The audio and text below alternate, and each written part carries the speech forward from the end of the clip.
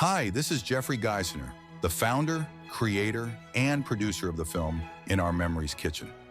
The film is presented free of charge by the Jewish Culture and Holocaust and October 7th Remembrance and Stand Against Hate International Communities.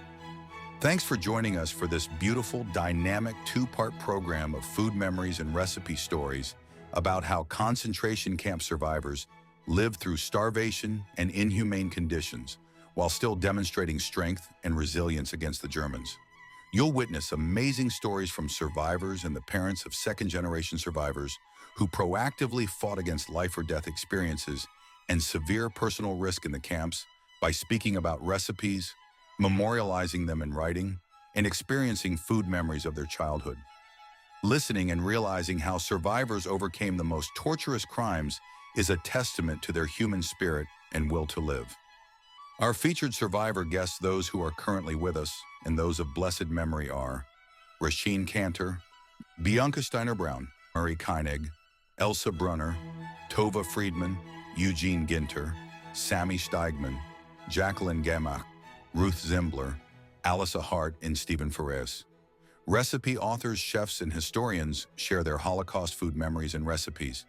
Books and videos are Cara D. Silva of Blessed Memory, In Memories Kitchen, June Hirsch, Food, Hope, and Resilience, Eva Moraremi, Hidden Recipes, a Holocaust memoir, Dana Schrager, founder of DanaTable.com, Facebook's Jewish cooking community, Chef Alon Shaya, historian from the U.S. Holocaust Museum, Edina Friedberg, and Jeffrey Geisner, or Jeff the Baker, is better known as the founder of the Jewish Culture and Holocaust October 7th Remembrance Community. Jeffrey has recreated 50 of his mom's, Eva, European pastries and posted the recipes on the community website in the Eva's Kitchen recipe channel. A word of caution: even in a food recipes documentary, the subject matter may cause challenges for some survivor and generational survivor audience members.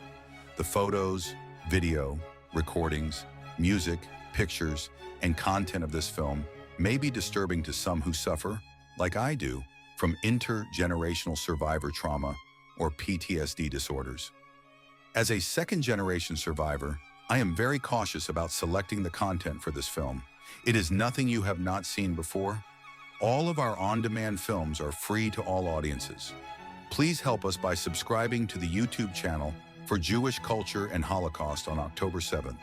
You will be automatically notified of the new on-demand films released weekly.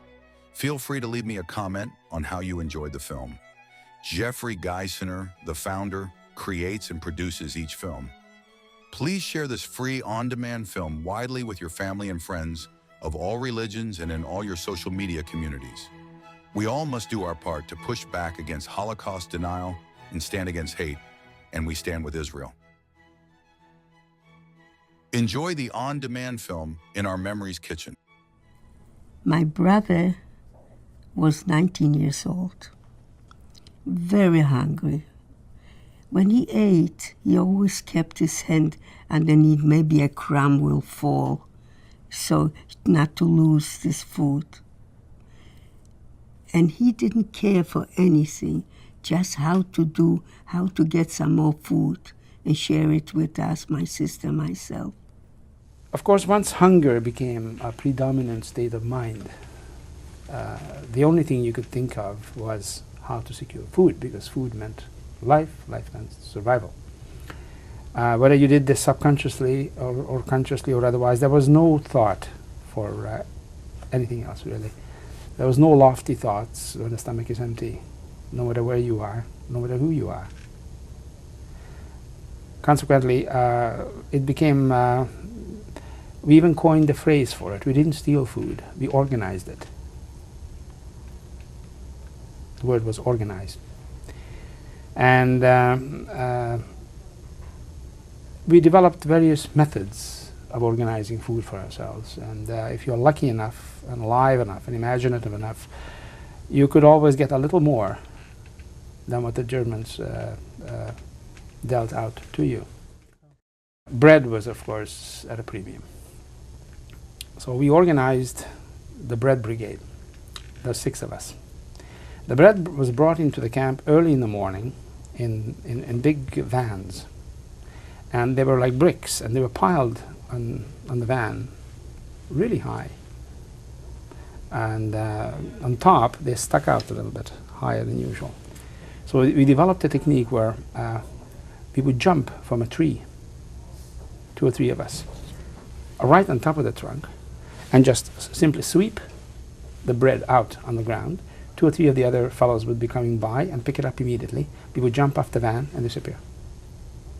One had to take risks, I suppose, to live, retrospectively speaking, and it's exactly what we did. Something, and I got some potato and rice for weeks and jello, that I was hungry, but it is no hunger. Hunger is when you don't eat for weeks, days and weeks, and you can't sleep in the evening or night, you can't fall asleep because you are hungry. Now what did we get? In the morning, early morning, we had to line up. It was Zählappell. You heard that. Zählappell, we had to line up 5 by 5 by 5. I was always with Litzi and 3 other people from Vác. Vác was a town in our Dunan too. It was a doctor's wife and her sister and her daughter, Neumann, family Neumann. We were standing up all the same 5 people, and usually they did. And when we got a bread or half a bread, we had to, I don't know how we cut it, or turn it, or whatever. I don't know how. We had to have 5 pieces for us. We were good to each other. We were nice people. They were nice people. And in the morning we got some bread and that black so-called coffee. Of course, even in Germans didn't have coffee in those years. It was not real coffee. It was something dark, whatever it was. And at noon we got some liquid, like dishwater. Like when you wash dishes, you have some gray, dirty water. No, we called it, how did we call it? Dörrgemüse, dried vegetable. From dried vegetable they made the soup. And grass, it was full of sand. We tasted sand. That is what we drank. It was a vegetable, heavy, thick vegetable concoction of soup. We were given what you might call a liter of it, 1 scoop, into a dish, into a bowl. I remember it was a maroon-colored bowl that we always wore. It was hanging from the belt together with a spoon. You didn't dare lose it, because without that you didn't eat. So we started to get into the routine of lining up in the morning for tea, plain tea, nothing else. Lunch, we would have a bowl of soup, similar to the one I described. And at supper time, 1 loaf of bread was divided amongst 8 people, very expertly cut. And either a small slice of margarine, or some margarine and jam, or some salami was put on it. And that was supper. Food, of course, is one of the best ways to experience culture. Not only are we using our senses to take us back in time, but oftentimes we're in the kitchen listening to stories as we're preparing those recipes, and stories that let us know what it was like and why we should never forget about the past. Shabbat Shalom, Shabbat. For 84-year-old Tova Friedman, there's one ingredient that matters most during Friday night Shabbat dinner: family. Shabbat Shalom. 3 generations gathered around the dining room table. It's a dream that Friedman never imagined would be possible as a 5-year-old in Auschwitz-Birkenau concentration camp. I'm surprised that you survived the Holocaust. Yes and no, because being a child, I didn't think about survival or not survival. I was more concentrating on surviving every hour. And every hour, every day was like, wow, I'm still here. It's a fear that 84-year-old Eugene Genter also endured. His first 6 years of life were spent in that same extermination camp. About face. Then my father, who spoke perfect German, he found out that they had gotten orders because the Russians were so close that they were only to burn the bodies of the dead, but not to gas anymore because of the evidence. So you were minutes away from dying? Yes.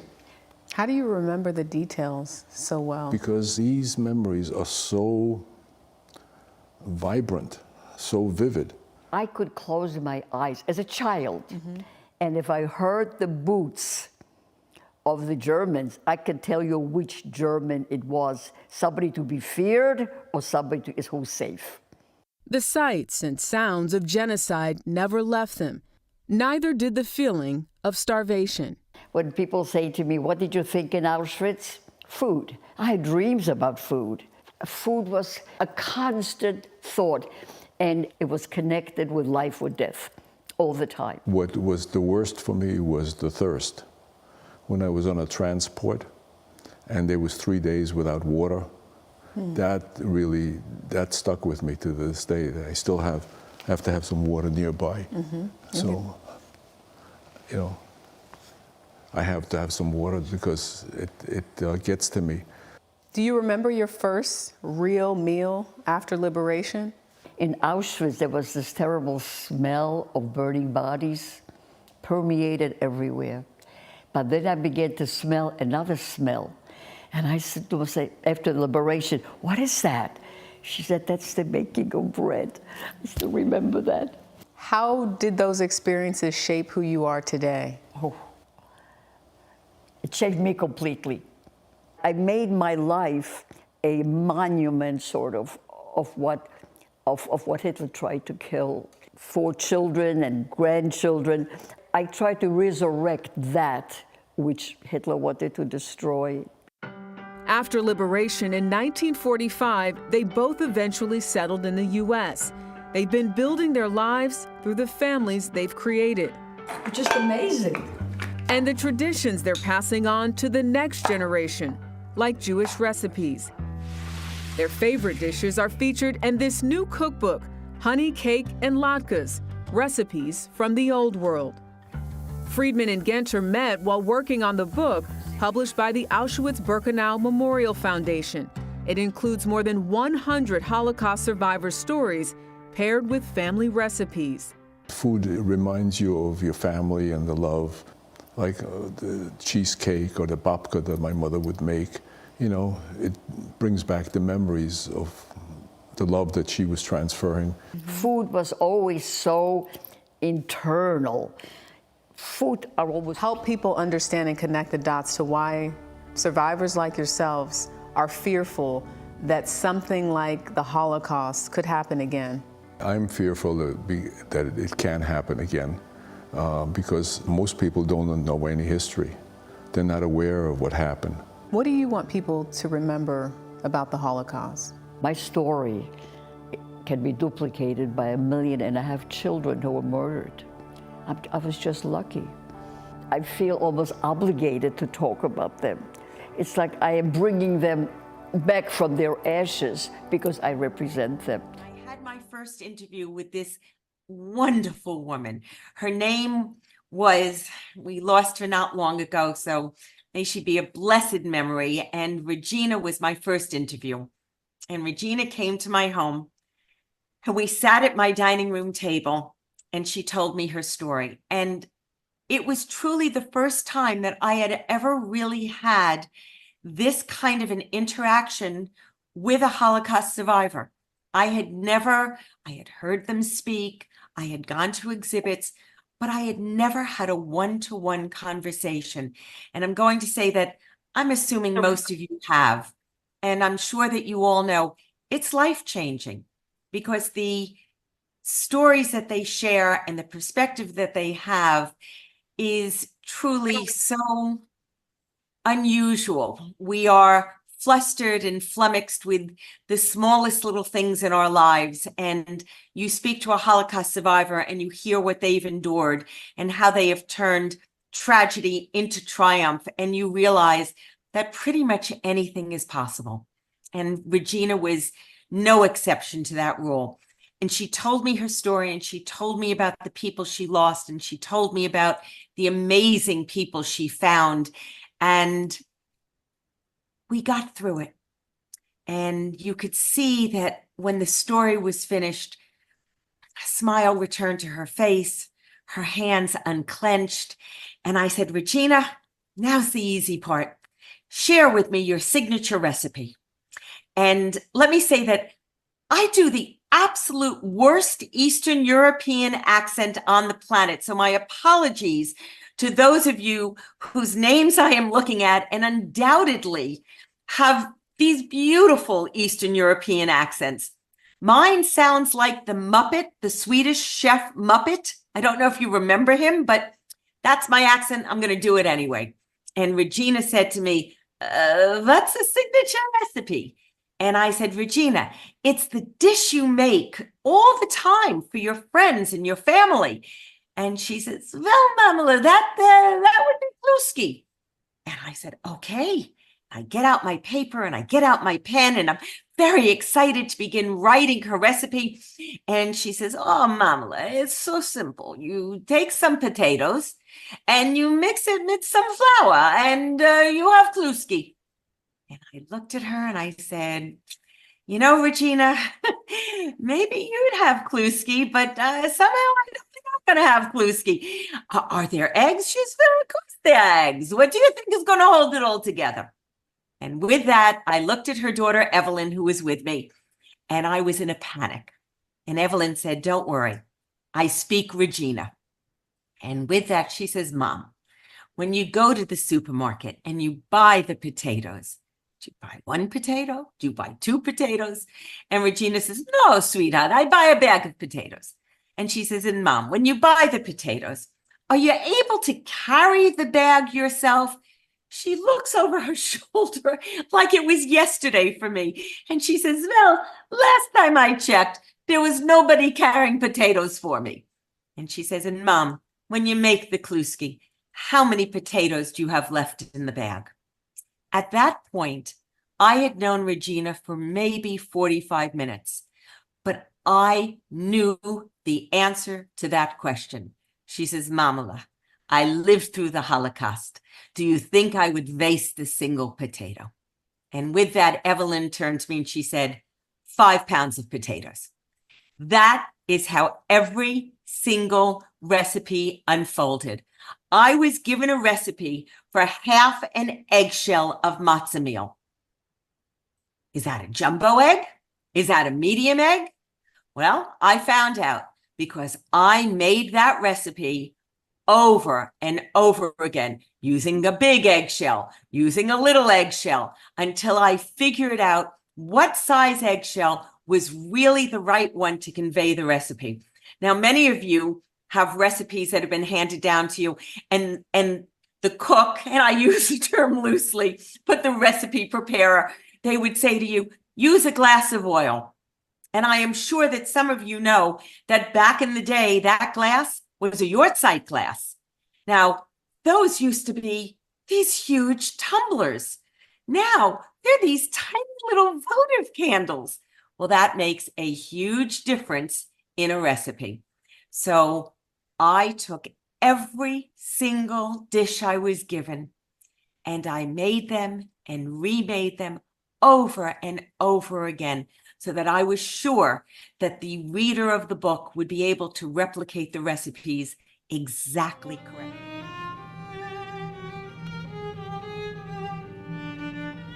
A lot of it took place in the evening when women could speak to each other after lights went out. They would talk about who they were, who they had been, in terms of the foods that they cooked. They would exchange recipes. They would talk about food, talk about their homes and the dinners they made. This was often called cooking with the mouth because you had nothing to eat. I'm Bianca Steiner Brown. But for 3 years in Theresienstadt or Theresin, I was only a number. The number's BF 621. Mina Pechter, the creator of the notebook that became the book, in Memories Kitchen, was also only a number, AAR 312. The handwritten scraps and jottings were collected by a woman named Mina Pachter and were finally published more than 50 years later. Survivor Bianca Steiner-Brown translated the recipes into English. Sadly, I never met her. Mina Pechter was 71 years old. She died in Terezin of malnutrition in 1943. I was lucky. I survived. Bread you got every 2 or 3 days. And that bread had to last you. It was what we have here, let's say a rye bread, it was a quarter of a rye bread for 3 days. My bunk was a third one up, and I tried to go to sleep, and these women started discussing recipes. And I was hungry. These recipes had 4 eggs, and you have too much sugar or whatever it was. And I was so mad at them because I needed the sleep, especially since I had very little food, nourishment in me. The thought of women doing this was very shocking, because you just think of people who were starving to death as sort of resigning from the fleshly pleasures. And instead, what I discovered is that, on the contrary, I think it helped them to live. I think, even though the food was imaginary, because I think food nourishes not just the body, but the spirit. Well, we couldn't imagine that most of our families will be killed. So you lived in somehow, maybe in a dream world, let's say, that you couldn't, that you really felt, well, all right, it will be over in a while. And then we'll go home and I will cook or bake or whatever. I mean, there's just no way of knowing exactly the circumstances. But the original manuscript, which is hand-sewn and filled with these fragile handwritings on this crumbly paper, it's the world of these women as embodied in these recipes. There's a recipe in that book that I found for caramels from Baden.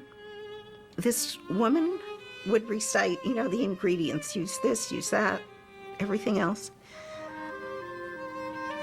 And then at the end, she said to wrap them in pink paper.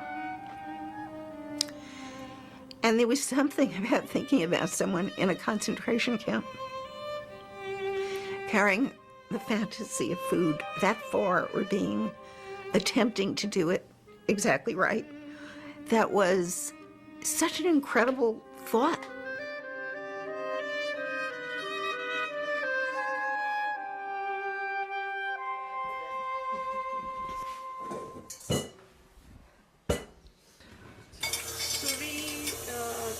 The sense when one reads the recipes is not of shortcuts because they each knew each other's food, but rather of an inability to really write it down because they could no longer write it down.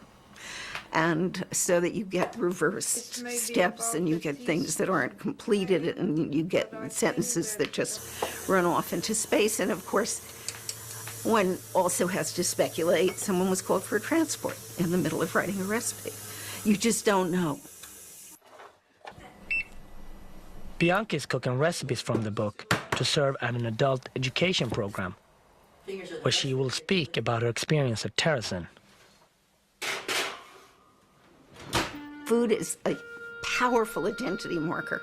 It's one of the most powerful identity markers in the world, meaning the food of your childhood, what you grew up with, your celebrations, your memories of the meatloaf your mother made, these wonderful Svechkin cakes, and all of these other things. Those things are really imprinted on us in a very, very powerful way, whether we realize it or not. And I'm not saying these women realized what they were doing. I'm saying that one of the results of what they did is that they fought with Svechkin cake and Erdapfeldalken and things like that. That in a funny way, it was fighting back when somebody's trying to erase you. 1, 2, 3.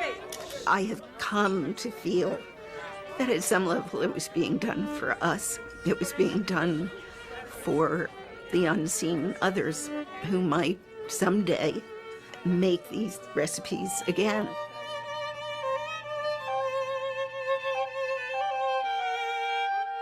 If food is a symbol of love, then a recipe passed on to an unknown future is a message of hope.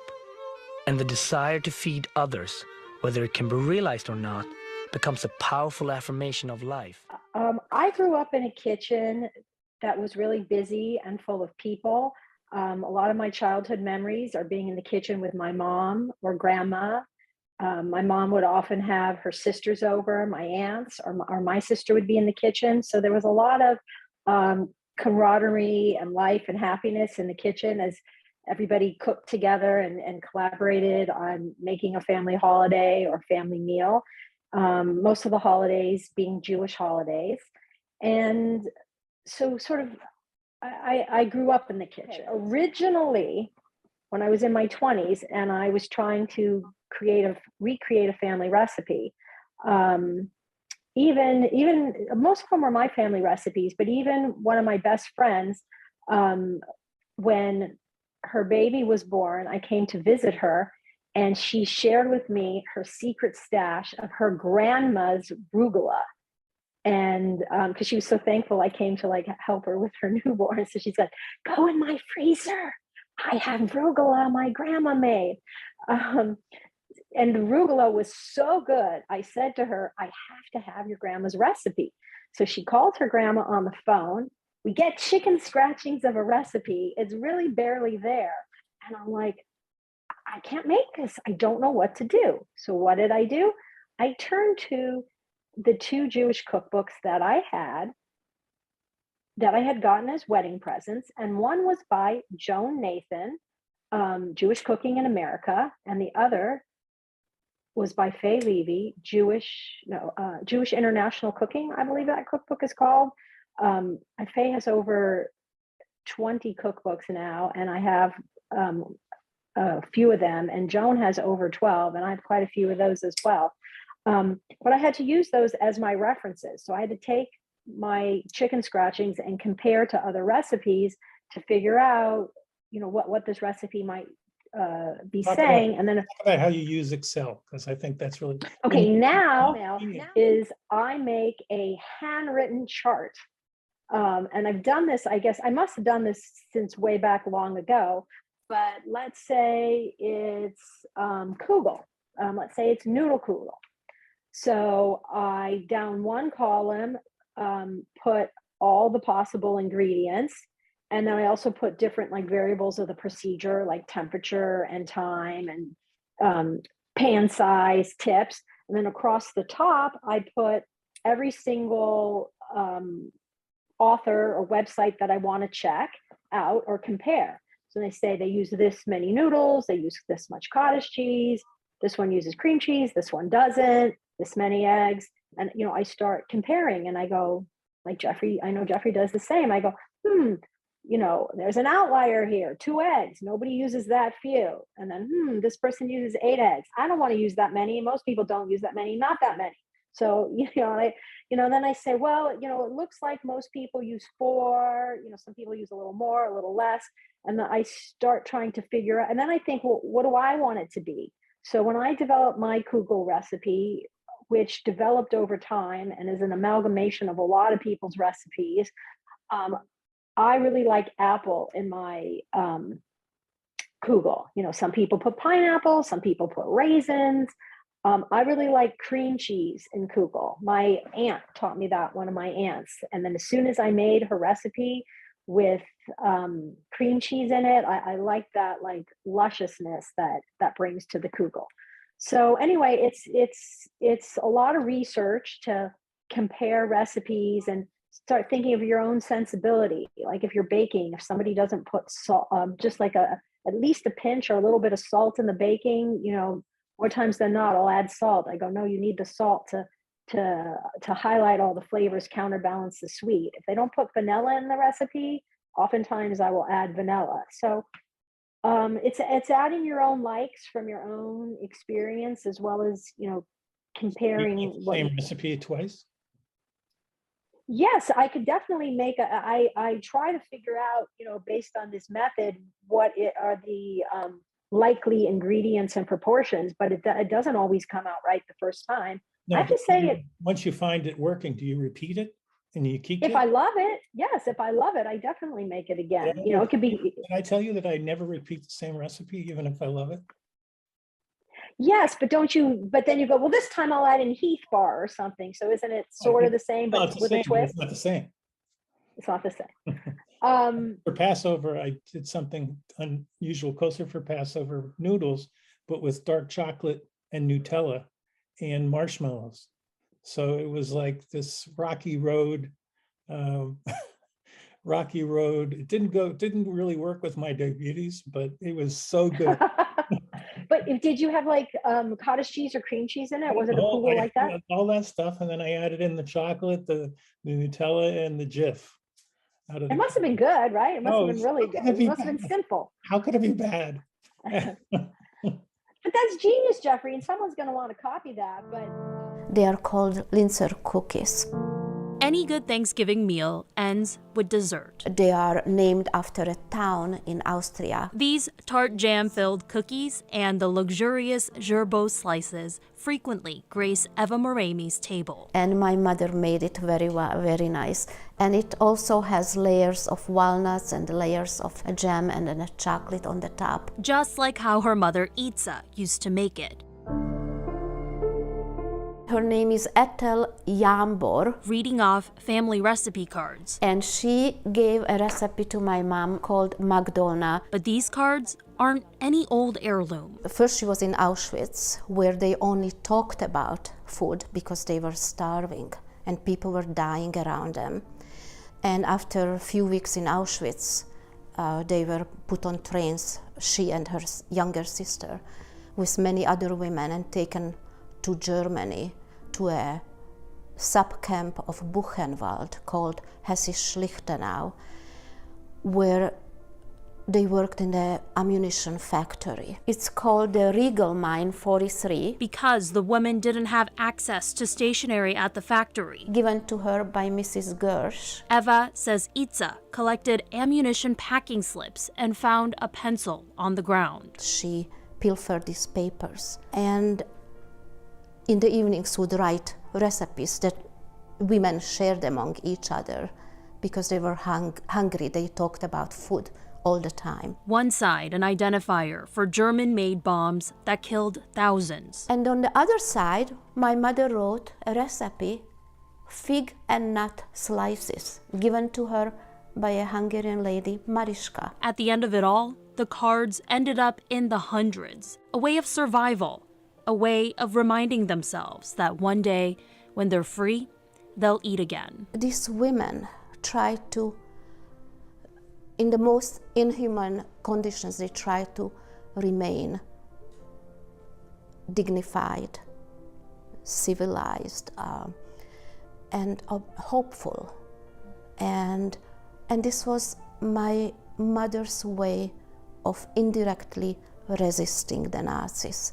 This was her indirect resistance, but she had to be very careful and hide those recipes. And just 2 years ago, Eva decided these cards couldn't stay in the dark. Many of the recipes were given by memory. Now they're at the Holocaust Memorial Museum in Washington, D.C., some of those recipes memorialized in Eva's new book called Hidden Recipes. Were you nervous about doing that? Because you'll never hold it again. Yes. I know you have copies, but It's such a big part of you and a big part of your mom that you don't have anymore. It was so hard for me to part with it. And I talked to my husband, I talked to my 3 children, and we decided we can't keep it inside our closet. It's time to donate, to tell the story. The story must be told. It's important. Hidden Recipes isn't a cookbook. It's the story of 2 people, their survival, their resilience, and hope. I used this photo on the front cover of my book. I didn't want this book to be sad. I wanted to show that after the war, when my parents met, that they strive to create a life, start all over. I was born a few years after the war, and they really just wanted to look ahead and make the best life. That's what my Holocaust survivors taught me. They taught me that you can go from comfort to chaos and comfort again. And I know that to be true. And anytime I've had something challenging in my life, I've remembered not just Mary's words, but so many of their stories, because that's what they can teach us. And I know many of you are intimately involved in the Holocaust survivor community. Many of you are 2nd generation, possibly 3rd generation. Maybe some of you are survivors yourselves. I hope you'll share that with me as we openly speak after the talk. And they have a different perspective than the rest of us. Celia Kenner, she was a child. She was 7. She was pointed out on a playground by her school friends, who she played with safely days before. But a truck drove by with a bullhorn. "We're looking for Jewish children." And her friends pointed to her. And she was placed in the back of this truck. And she began to yell at the driver. "Why are you doing this to me? What did I do to you? Do you have children? Would you want them to do this to your children?" He threw her off the truck. Saved her life, because Lord knows where that truck was going. She ended up in the ghetto along with her aunt and her uncle and several cousins. Her mother was a beautiful woman, and she never questioned what it is her mother did outside the ghetto, but she remained outside. And every now and again, her mother would sneak in and would give them information. And one night she came and she said to them, "Tomorrow night you hide." My mother's recipe book is a very powerful example of what life was like before the Holocaust. I want the world to know that the Holocaust, well, it was real. There were real families destroyed. There were real communities destroyed. There was a real life that was destroyed. Alon, how did you come to meet Stephen and learn about the Fenves family and their history? So a couple of years ago, I came to visit the U.S. Holocaust Memorial Museum, and I visited the archives there and found that there were many recipes that were rescued from the concentration camps and also donated to the museum from different families.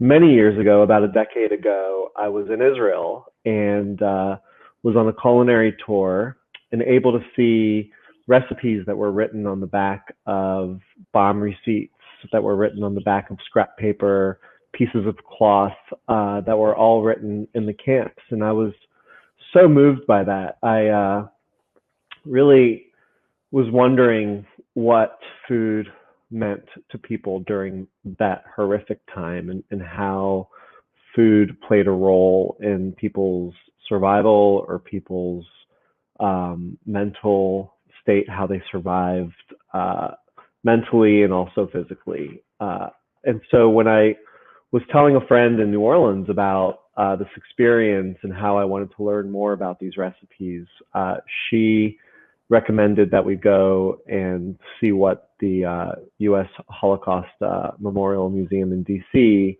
would have. And lo and behold, they had a whole plethora of recipes that were rescued from the war.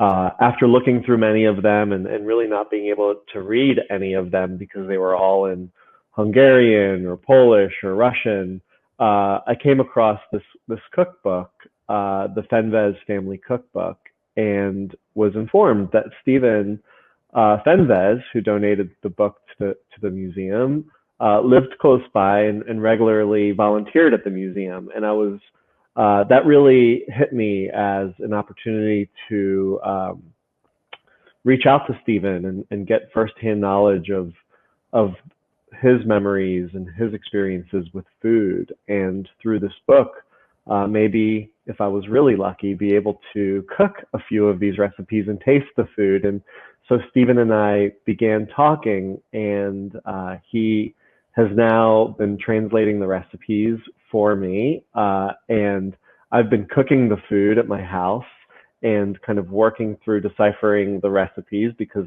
a lot of them are just a list of some ingredients. There aren't many directions on technique or oven temperature.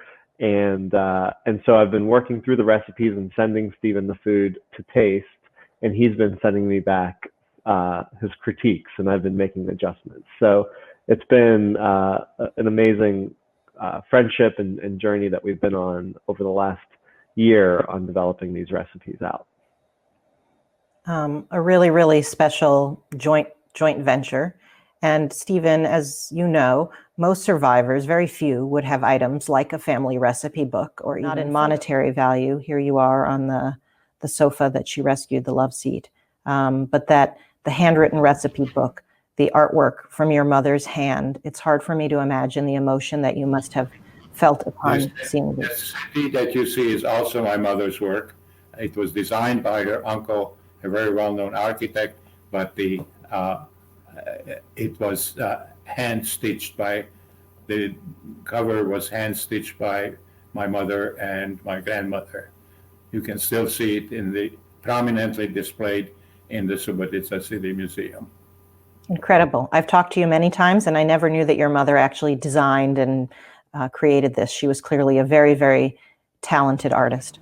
At the bottom of the picture, you can see the boots that Esther was given by the British in Bergen-Belsen a year and a half after we came home. That was still the only pair of shoes she had. Wow. Wow. So many layers to a seemingly straightforward photograph. But let's turn to the recipe book. Alan, the museum digitized this recipe book because it is very, very fragile. And that also made it clearer, able to handle it, so to speak, without it falling apart, but also for Stephen to translate and make accessible to you the table of contents and 13 of his family recipes. What did you learn from the information that Stephen translated for you? What doors did it open? Well, I kind of got a glimpse into the Fenves life before the war and what life was like around the kitchen table, around the food. Through my conversations with Stephen, I learned all kinds of stories of him going to the market with Marish and with his mother and aunt, and loading up on all the seasonal vegetables and fruits that were at the market. And I thought that it was really beautiful, the memories that he shared of bringing all that home and everyone working in the kitchen to pickle and preserve and can those things. But I also learned more about Marish, who is really such a hero. And I learned about what type of kitchen she ran. She was a very, very much of it sounds like a very strict cook. And there were some of the recipes, such as the potato circles, which Stephen told me about that I made, and how him and his sister weren't really even allowed to eat these. These were made for guests that were coming to the home that his parents were entertaining and reserved for special events.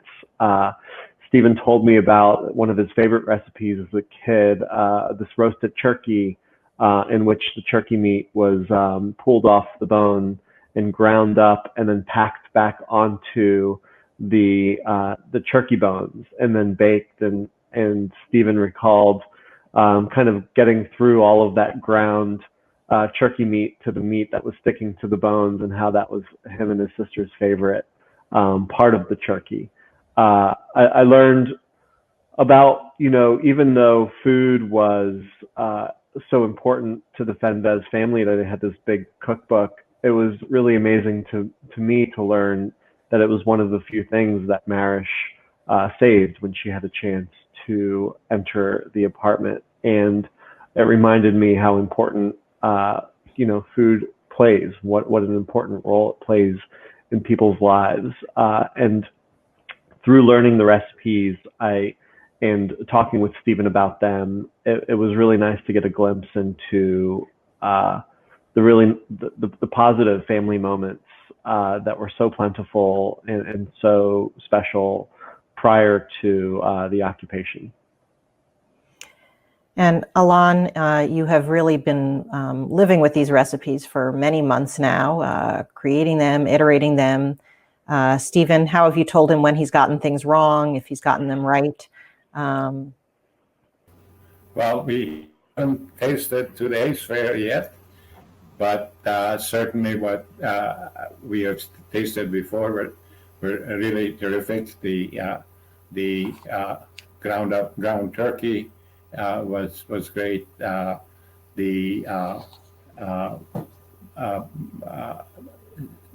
sticks, semolina sticks, which was a very frequent side dish, and the preserve that came in the previous package were all very authentic. And Stephen said, make sure that the semolina sticks look like fish sticks. So as I was preparing the semolina sticks, I kept thinking in my head, like, make sure they look like fish sticks. And here's a picture of them. I think they do, and it really is essentially a cream of wheat. It's semolina wheat cooked down with milk and chilled, and then cut up and lightly breaded and fried, and they're delicious. I love them, and it's one of our favorite little snacks around the house now. Thanks to Stephen and the Fenves cookbook.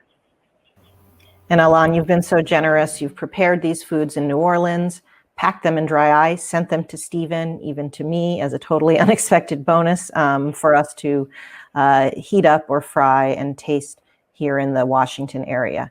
So let's get to a recipe today. Stephen's family recipe book contains more than 140 recipes, but together you selected a walnut cream cake for today's program. Can you please tell us why you picked this recipe and how you prepared it, and show it to us? And I know, Stephen, you're going to be tasting this cake for the first time in 75 years or more. There it is, so gorgeous. So yeah, this cake was one of the ones that Stephen had picked out as part of his memories of all of the sweets that would adorn the tables, and how he said he had such a sweet tooth growing up, and he remembers all these desserts. And when he sent me this recipe, I was really blown away. I was like, 5 cups of walnuts. Wow, that is a lot of walnuts. And then as I researched more, I realized how much walnuts are used in Hungarian cooking, and how they played a large role in the Fenves cookbook. So this moment here, where Stephen will be tasting the cake for the first time in 75 years, and a recipe from his family book, is what is moments that I live for. I've waited my entire career for these types of moments where through the food that I cook, I can share memories, and I can share experiences and learn more about people, and bring happiness to people. So Stephen, go ahead. Let's dig in. I know this cake also, it's more than just something very delicious, but because it's made with nuts rather than flour, it was suitable for the Jewish holiday of Passover, where you can't use grain in cooking. To a modern sensibility, it's gluten-free. And I'm going to taste it too. Tell us a little of the technique of how you made it. So part of the process was grinding the walnuts through a meat grinder. And I remember my grandmother, who's Bulgarian, always had a little meat grinder clamped to the side of our counter, and she would not only grind meat but also grind nuts for a lot of the things that she made. So it was a very common way to chop the walnuts into very fine pieces prior to folding them into the cake, which allows the cake to really rise and have a lighter texture with the walnuts ground up really fine. So that was a technique from the book too that really resonated with my grandmother's cooking and reminded me of the food that I was eating when I was growing up from my grandmother. So lovely. We have an audience question from Amy asking, as we light the 7th candle for Hanukkah tonight, what did your family eat to celebrate the holiday? And did you have any other special traditions for Hanukkah? And actually letting Stephen finish chewing and tasting the cake, let's have a look, because it is traditional to make foods with oil for the Hanukkah holiday to celebrate the miracle of oil. And we have some video from a prior demonstration you did. As I said before, my parents were not very religious. My paternal grandmother was. The weekly sholent, the bean dish for the Saturday noon meal, came from my grandmother. As far as I recall,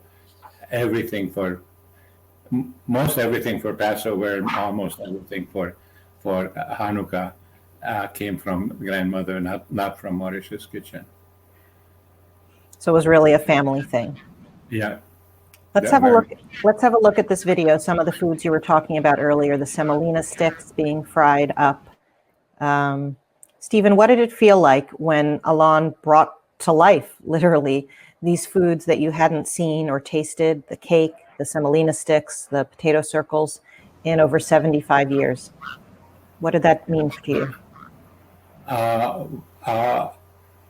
The memorable things were the ones that exactly duplicated what I remembered, like the semolina sticks, and the ground turkey.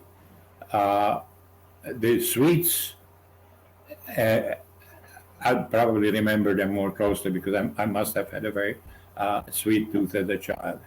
Eating this, I honestly, I cannot isolate the memory of this dish from memories of all the other sweet dishes, but certainly in terms of freshness, in terms of the lightness, the sweetness, the naturalness comes through in a time, in a situation where there was no refrigeration. Every new fruit of the season was celebrated with something, and I'm sure that at walnut harvesting time, there were a plethora of walnut dishes. That's how 5 cups end up in one recipe. I'm sure they had a lot. Hazelnuts was the same thing, actually. In the back of the apartment building, there was a row of hazelnut shrubs, and that was carefully guarded from us and collected for a hazelnut cake. Yeah. Thank you, Alon and Stephen, for making it so visible and really transporting us to a place before it was shattered. We have a very different food type question for you, Stephen. An audience member named Carl is asking, he writes, I heard when visiting Auschwitz that women would lay in the barracks verbally creating or comparing recipes to pass the little free time they experienced and to fend off the horrors of their situation. Can you add anything to that? Carl is asking. In Auschwitz, I was in what was called the youth barracks, the place where nobody came ever to select slave laborers. So you were there until you died from starvation.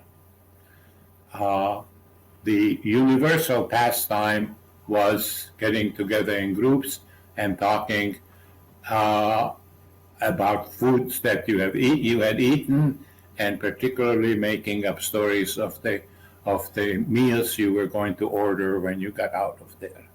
So that was a very, very vibrant memory of reminder of the food. Much later on, when our children were small, it was a convenient bedtime story to talk about food that my sister and I liked and disliked. Creamed spinach on the top of the second list. And the kids remember those talks. Thank you for that question, Carl. We know that, as Stephen has just remembered and you have described, that for many, many survivors, while they were in the camps, they could be stripped of all of their physical possessions. They could be stripped of their name and dignity and identity, but no one could strip them of what was in their heads and in their hearts. And that using memory to transport themselves to a time of plenty, to a time of comfort, to a time around their family table was a form of resistance and of spiritual sustenance. Alon, I'd like to, before we close, ask you a couple of last questions. A viewer named Sasha is asking, Chef, any plans to involve these recipes at Saba, which is your restaurant, sometime in the future? Well, yeah, this entire experience of cooking through the Fenves cookbook has really not only inspired me, but so many of the cooks that I work with, our pastry chef at Safta in Denver, helped with testing the horseshoe tarts that we made, the poppy seed and walnut horseshoe tarts. And I think we're gonna, feature these on our menu at some point as a Fenves family recipe, and be able to tell a little bit more about the story to our guests that come to the restaurant. So we hope that the story of Marish continues to live on as the hero that saved this book and allowed these recipes to be enjoyed for future generations. Well, Alon, you have certainly paid tribute to Marish, to her loyalty, to her bravery, and to the Fenves family. And I know you've brought a lot of happiness to Stephen, his wife, Norma, their kids and grandkids during this process. So thank you. And they've brought a lot of happiness to me. So thank you, Stephen, to you and to your family for being so gracious and generous with sharing this.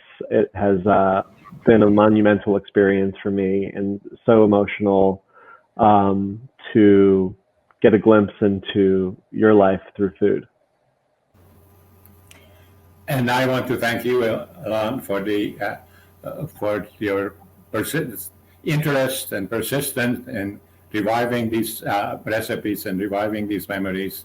And you, as I said before, you have created a friendship at distance, but certainly my admiration for you is continuous. Thank you. Okay, we used to have schmaltz over bread with garlic. I liked chicken liver, chicken soup, normal. We used to have being in Romania. We used to have mamaliga. I did not particularly care for it, but my mother had a particular favorite dish that was really my favorite, and it's apparently people from Bukovina used that. It was called valse fischlach. Valse fischlach. It was not fish. Later in years, I found out it was made from chicken breast, but like meatballs. And you can eat them cold or warm, hot. And it was my favorite dish. Besides grivalach, all of the good fatty things, latkes. But interestingly enough, my mother used to prepare the valse fischlach for the whole family for a week. Within 2-3 days, it was all gone. And, a lot of people don't realize, they think of Poland, of course, and they think of Germany and Hungary and Austria, but by percentage, the Greek people suffered the greatest losses during the Holocaust, and no different than what happened in Hungary when the war came to Greece, and those who were fortunate were hidden by their Christian neighbors, and many were aided by Turkey at the time, who were an ally and helped many of them. But more than 90% of Greek Jews went straight to Auschwitz, and like the Hungarian Jews, they were part of the true final solution, and they did not survive for very long in internment. And when I spoke to my Greek survivors, well, they're not really Greek, they're Sephardic, they're Spanish by origin. My father's family is Sephardic.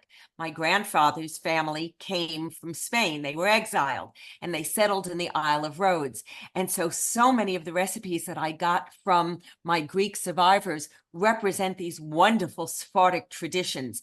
And in the book, there is a lentil soup that some balsamic vinegar just oozes to the top of the soup and adds this fabulous zing. And I was told so many times from my survivors from Greece that dill is the herb of choice, and it adds so much flavor.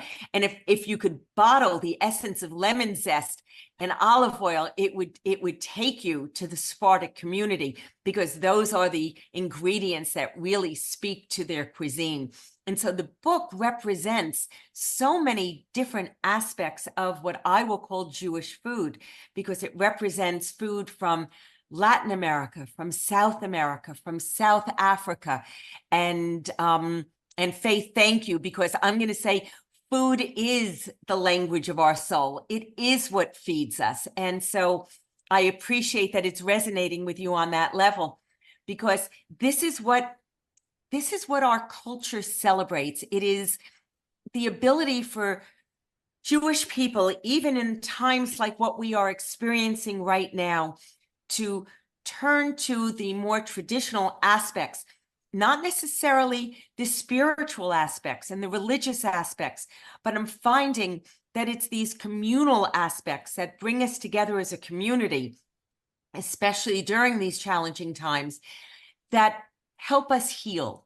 And that's what food did for Holocaust survivors. Hello. Hi, Ruth. Nice to meet you. Nice to meet you. I'm Ariel. Hello, Ariel, sweetheart. I'm so excited to be here with you today. Me too. Thank you for having me. This is such a gorgeous home. It's a wonderful apartment that I love. So I'm here today with you to learn how to cook this delicious dish that your mother used to make for you. Right. Right? So can you tell me what it's called? It's called kasha varnishkis. Kasha varnishkis. Good, right? good, Yeah? good, yes. Okay. Ruth, can you tell me where you were born? I was born in Vienna, February 22nd, 1928. I was 10 years old when Hitler marched into Austria on March 12, 1938.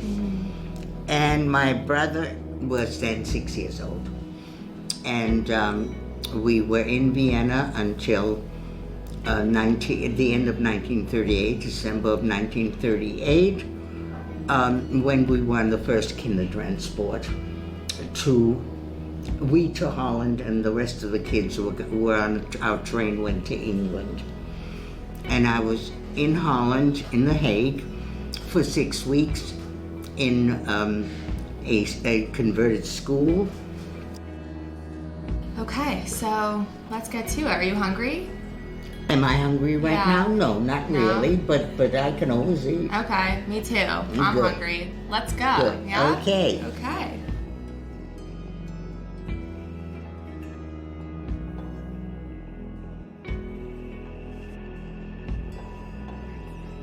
The war started September 1st. And the Dutch people said, we kept the kids safe all this time. We're not going to let them go back to Vienna now. So everything stood still all over again. Go see what's doing with those onions. They smell really good. Why do we use kosher salt instead of... That's the only salt I've ever used in my whole life. Yeah? What's the difference between this I don't know. It's a little coarser. but that's what my mother used, and that's what I use. It has like a nutty smell to it. A what? and nutty. Yes, yes, you're absolutely right. You got a good nose.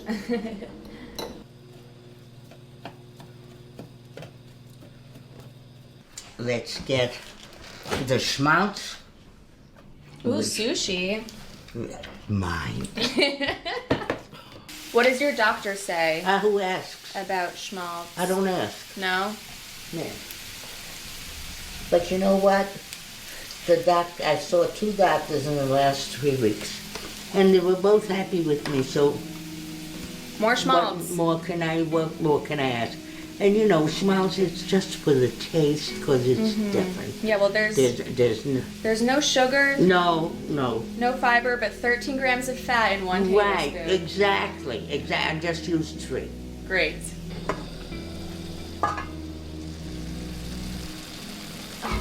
See that schmaltz there? So much fun. She's an amazing lady. Hi. How are we doing?